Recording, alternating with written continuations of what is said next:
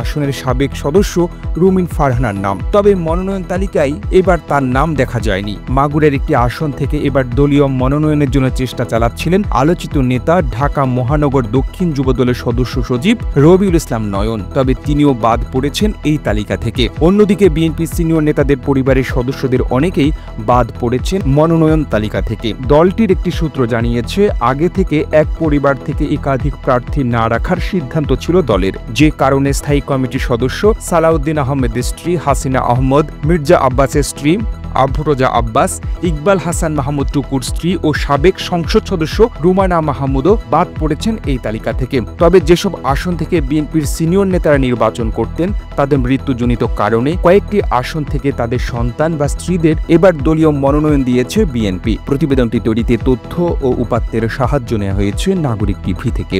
আর এতক্ষণ আপনারা সঙ্গে ছিলেন বিশ্ব বাংলার। সেই সঙ্গে আপনি বাংলাদেশের কোন জেলা থেকে এই ভিডিওটি দেখছেন আমাদের কমেন্ট করে জানান। আমরা পরবর্তী ভিডিওতে আপনাকে ধন্যবাদ জানাতে ভুলব না। এতক্ষণ বিশ্ব বাংলার সাথে থাকার জন্য অসংখ্য ধন্যবাদ।